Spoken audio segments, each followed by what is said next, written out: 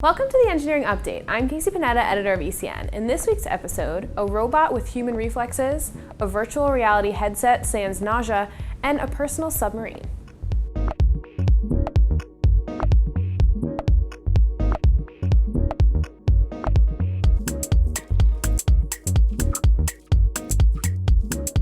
All hail our inevitable robot overlords. I like to believe that robots can't take over because they don't have a human's brain. They may walk and talk like a human, but everyone respects the power of AI enough to draw that line.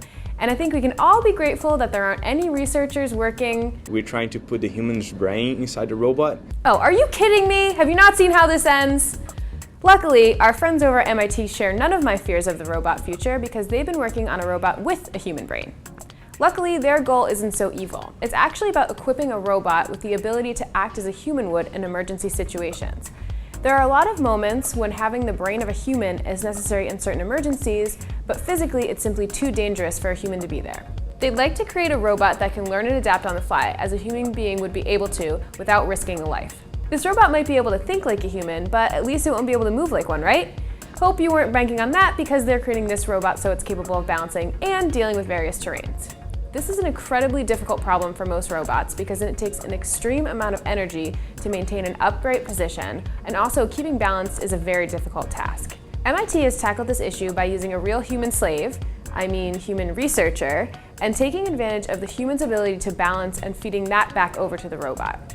Basically, if the robot gets pushed from behind, that force is transferred over to the human handler, who deals with the force and balances using his own reflexes. The human puts on a full bodysuit and can operate the limbs and hands of the robot. Depending on how tightly the human grips the controllers, the same amount of force will be exerted on the object the robot picks up. So if the robot's trying to pick up something delicate, the human would use minimal pressure. A camera feeds images to goggles on the operator so they can see what's going on. This allows for more intensive motor skill actions like pouring a cup of coffee. Right now, it's all controlled by the human as the team figures out the best way to utilize and teach the robot. But they're planning on cutting the cord in the future, even though they say the human will control all the real thinking. And if you're thinking you can hide from this thing, it's much stronger than a human. Designed the robot to be stronger than a person. Virtual reality headsets are great for a little while until you start to feel a bit nauseous and may even develop a headache. This is mainly because current virtual reality headsets don't simulate natural 3D images. Researchers in the Stanford Computational Imaging Group have created a prototype to avoid these symptoms. In current flat stereoscopic virtual reality headsets, each eye sees only one image. Depth of field is also limited as the eye is forced to focus on only a single plane.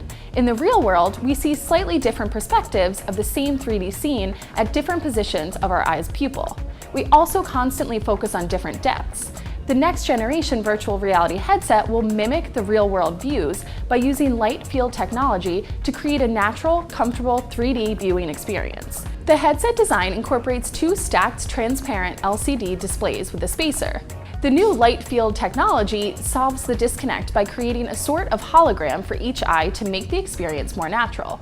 A light field creates multiple, slightly different perspectives over different parts of the same pupil. The result? You can freely move your focus and experience depth in the virtual scene just as in real life. The computational imaging work is going beyond the lab and into the classroom. In the fall, Brown Institute for Media Innovation at Stanford will teach a course focused on the social impacts of virtual reality. Would you be interested in purchasing a pedal-powered personal submarine? Me neither. But despite our collective lack of enthusiasm, the Scoopster Nemo was born. Though it's been in development for about 4 years, the underwater machine is now a reality. It's a highly maneuverable pod with 2 electric motors and a speed of 8 kilometers per hour, with about 2 hours of battery stored. It uses a prop on either side of the main cabin, which can be rotated independently of each other, allowing the submarine to roll, dive, climb, ascend, turn, and basically go whichever way you want to go. It's about 9 feet long with a carbon hull that weighs in at about 70 pounds when it's empty. The main audience isn't really casual users, as it's being designed for marine scientists and archaeologists. There's also some potential to have the submarine used by coastal patrols. For that, I assume they'd swap out the engines for something faster, something the designer says is possible, along with longer battery life. If, however, you were looking to purchase one, they're not available yet, though they'd cost about $16,500 to build. You can take a ride in one for a small donation to the Kickstarter. That's all for this week's video. Be sure to check in on Twitter and Facebook and catch past episodes at ecnmag.com. I'm Casey Panetta, and this has been your Engineering Update.